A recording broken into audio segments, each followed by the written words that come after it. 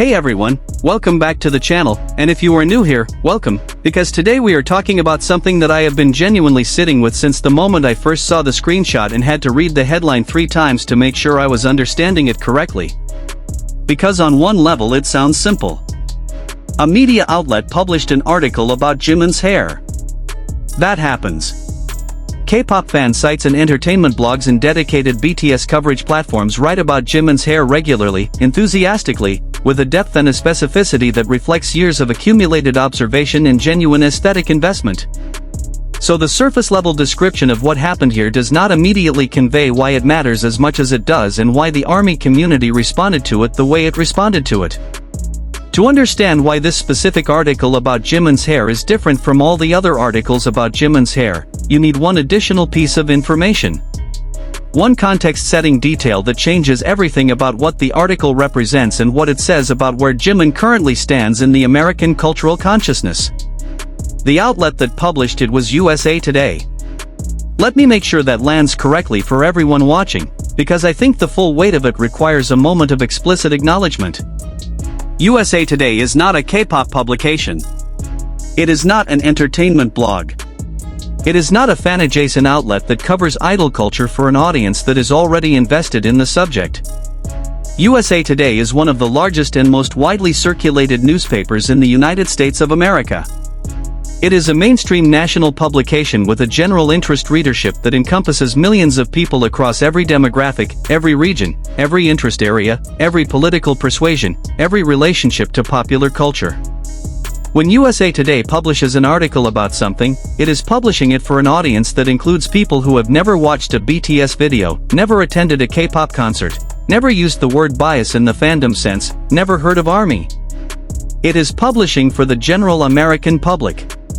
And the general American public, via USA Today, just received an article about ParkJimin's hair. The headline itself is worth examining before we get into anything else, because whoever wrote it at USA Today made a choice about framing that is itself a small masterpiece of cultural writing. Missed BTS in the US? Jimin's signature hair scent just arrived at Ulta. That headline is doing several things simultaneously that deserve to be appreciated. First, it assumes a level of mainstream cultural awareness about BTS's American presence that would have been impossible to assume in a general interest publication just a few years ago. It assumes that the reader knows BTS has been in the US, that the reader is aware of the tour, that the reader might have had feelings about missing it. It treats BTS as known quantity for the general American reader in a way that no longer requires explanation or qualification. Second, it names Jimin specifically. Not BTS generally. Not the group as a collective entity. Jimin. By name. In a mainstream national publication addressing an audience that extends far beyond fandom. Third, it associates Jimin with the concept of a signature, something distinctive and identifiable and worth recreating.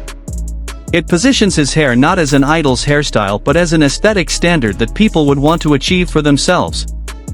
And fourth, it connects all of this to Ulta, one of the most widely known beauty retail chains in America, signaling that the article is not just fan content but genuinely useful information for a mainstream consumer audience. All of that in one headline. Written for USA Today. The article itself, published by journalist Jessica Moore, is equally remarkable in its framing and its assumptions. It describes BTS as having completely dominated their spring US stadium tour. Not as having had a successful tour. Not as having performed well. Completely dominated. That language is strong and intentional, and it reflects the reality of what the Arirang tour produced in terms of its cultural footprint across the American cities it visited. It then describes fans as having been left obsessed with everything, right down to Jimin's effortlessly grown-out hair. The phrase effortlessly grown-out hair is a specific and technically informed aesthetic description that would appear in a hair care or beauty publication, a description that treats Jimin's hairstyle as a legitimate beauty trend worthy of the same kind of editorial attention that a magazine would give to a runway look or a celebrity-style moment. It is not the language of fan coverage. It is the language of mainstream beauty and lifestyle journalism applied to ParkJimin's hair by a writer at USA Today. And then comes the product recommendation. The luxury Korean haircare brand Later, now available at Ulta, can give you the same high-gloss finish and signature scent. Consider this your official backstage pass to flawless hair. That framing, official backstage pass to flawless hair, is playful and warm, and it positions the product recommendation not as a commercial transaction but as an invitation into something aspirational and connected to the world of BTS. It is the kind of copy that appears in beauty editorial content when a writer genuinely believes in what they are recommending and wants to share it with their readership as a gift rather than a sponsored placement. And what they are recommending is a product specifically associated with Jimin's hair, specifically introduced as the route to recreating his look and his signature scent, specifically positioned as the next best thing to having attended the shows that USA Today has just finished describing as completely dominating the American tour circuit. I want to spend some time thinking about what it means that the story of Jimin's hair, specifically his era hair, traveled far enough and generated enough mainstream cultural momentum to reach the pages of USA Today, because I do not think this happens by accident, and I do not think it is separable from everything else that has been happening around Jimin during this tour leg. The era hair, the specific combination of length and color and texture and movement that has been one of the defining visual elements of this era of his artistry, became something that people talked about. Not just ARMY people. The kind of people who attend BTS concerts in American stadiums but who might not identify primarily as fans, who are there for the event, for the cultural experience, for the spectacle of watching one of the most celebrated groups in the world perform live. Those people left the shows and talked about the music and the production and the choreography and the performances. And they also talked about Jimin's hair. Because the hair was part of the performance. It was not a separate aesthetic element that existed independently of what was happening on stage. It was integrated into the physical vocabulary of his stage presence in a way that made it inseparable from the overall visual impact of watching him perform. It moved when he moved. It caught the light at every angle. It framed his expressions and amplified his stage presence and contributed to the overall effect that had audiences reaching for the word extraordinary to describe what they had witnessed. And when enough people talk about something, when a cultural conversation builds enough momentum across enough different spaces and platforms and communities, it eventually reaches the attention of mainstream media outlets whose job is to identify and report on the things that people are genuinely interested in. USA Today did not write about Jimin's hair because a BTS PR team pitched them a story. They wrote about it because the organic conversation around his hair during the Era tour had generated enough genuine mainstream cultural interest to justify the editorial attention of one of the country's largest news organizations. The article is a reflection of a real phenomenon. Jimin's hair became a talking point for American consumers in a way that crossed the line from fan conversation into general cultural conversation. And USA Today noticed. The later connection is also worth examining carefully because it tells its own story about the relationship between Jimin's influence and the beauty industry's awareness of that influence. Later is a Korean haircare brand, specifically a luxury Korean haircare brand, and its arrival at Ulta in the American market coinciding with the Era tour is not timing that happened without intention. The Korean beauty industry, known in Western markets as K-beauty, has been one of the most successful export categories of Korean culture alongside K-pop and Korean film and Korean food. And the association between K-beauty products and the aesthetic presentations of K-pop artists has always been part of what makes K-beauty aspirational for Western consumers. When a product can be authentically connected to the way ParkJimin's hair looks during a world tour that just dominated the American market, that connection has commercial value. Real commercial value, the kind that gets products placed in major US retail chains and gets those products featured in articles in USA Today as the solution to a problem that the article itself has just created, which is the desire to have hair like Jimin. Think about how that chain of causation works. Jimin performs in American stadiums and his hair is extraordinary. Thousands of people in those stadiums have an experience of seeing something visually remarkable and wanting to get closer to it. They talk about it online. The conversation builds. The organic cultural momentum generates mainstream media attention. USA Today writes an article that simultaneously describes what made Jimin's hair so compelling and provides the product that makes it achievable for the general consumer. The article functions as both cultural journalism and beauty editorial and commercial recommendation simultaneously. And at the center of it, the thing that makes all of those functions possible and all of those conversations real, is ParkJimin's hair on the Arirang tour stages. The phrase signature scent is one that I want to return to because it represents something specific and important about how Jimin is being discussed in this article. A signature scent, in the context of personal style and personal branding, is something that a person is so consistently associated with that it becomes an extension of their identity.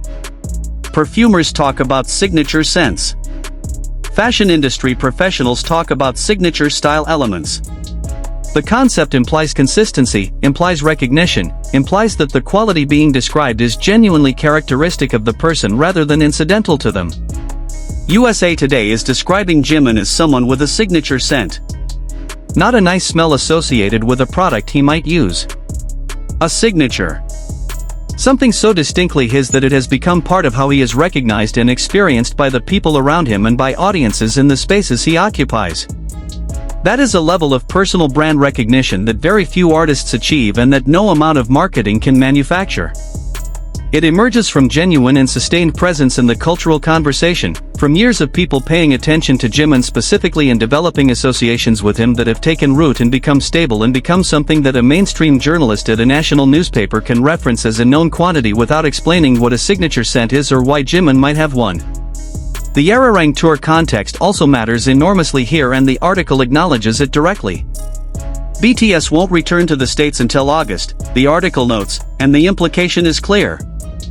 For the Americans who did not get to attend the spring leg of the tour, who missed out on the shows that USA Today has just finished describing as completely dominant and fan-obsessing and visually extraordinary down to the level of the hair, there is a gap between what they want and what they currently have access to. And the later product at Ulta is positioned as the bridge across that gap. You could not be there for Jimin on stage. But you can have the hair. You can have the scent. You can close some of the distance between your daily life and the world you saw documented in fan cams and social media and the coverage that started in K-pop fan spaces and eventually reached the pages of USA Today. That is genuinely clever editorial work. It identifies a real consumer desire, the desire to be closer to something extraordinary that you either witnessed and want to return to or missed and want to approximate, and it provides a product that addresses that desire in a way that is accessible and tangible and available at a store that millions of Americans shop at regularly. I also want to acknowledge what this article represents in the larger context of K-pop's relationship with American mainstream media, because it is part of a trajectory that has been building for years and that the Arirang tour has accelerated significantly. There was a time, not that long ago in the history of BTS's American presence, when coverage of any aspect of BTS in a mainstream national publication was remarkable simply because it existed. The novelty of mainstream media acknowledging that a Korean boy band was worth writing about was itself the story. That phase has passed. We are in a different moment now, a moment where USA Today does not write about Jimin's hair as an acknowledgement that K-pop has arrived in America but as a matter-of-fact engagement with a cultural phenomenon that its readership is already aware of and already interested in. The article does not explain who BTS is. It does not provide context about K-pop as a genre or as a cultural export. It assumes its readership knows. And that assumption is itself a statement about where Korean popular culture stands in the American mainstream consciousness in 2026. Jimin is at the center of this moment in a specific and particular way that reflects everything we have seen from him during the Arirang tour. The concert got performances in Las Vegas. The 69 million views on the security guard smile video. The walking pictorial coverage in Korean media. The living work of art description from American fancam commentary. The sustained, multi-city, multi-format documentation of a performer operating at the absolute peak of his powers in front of American audiences who responded with exactly the level of enthusiasm that peak performance deserves. And now this. A mainstream national newspaper writing about his hair as a genuine consumer beauty story, complete with product recommendations and a headline that assumes every reader knows who he is and why his hair is worth writing about. It is one more piece of evidence in an accumulating body of evidence for something that ARMY has known for years but that the broader world is now, in 2026, beginning to understand with a clarity and a comprehensiveness that does not leave room for doubt. ParkJimin is not a K-pop star who crossed over into mainstream American consciousness. He is a global cultural force who happens to make K-pop, whose presence in any space, any format, any conversation, generates the kind of authentic engagement and genuine fascination that turns hair products into national news stories and turns mainstream journalists into beauty editors writing about signature scents. The USA Today article is funny and warm and genuinely useful and very well written. But what it is most fundamentally is a document. A document of the moment when an American national newspaper looked at everything that happened during BTS World Tour Arirang and decided that the right story to tell for its general interest readership was about Jimin's hair. Because that is where America's attention was. Because that is where the cultural conversation had arrived. Because Jimin's hair, on an Arirang tour stage in 2026, was worth writing about in the pages of USA Today. And it genuinely is. I think we can all agree on that. Thank you so much for watching this video from beginning to end. Please hit the like button if this story made you feel the kind of pride that it made me feel. Leave a comment below with your reaction to the USA Today article because I genuinely want to know how it landed for you and whether you have tried the later product. Subscribe to the channel if you are not already here because there is so much more Arirang era content coming and we are going to cover every single piece of it. And take care of yourselves. Purple you always. Purple Heart.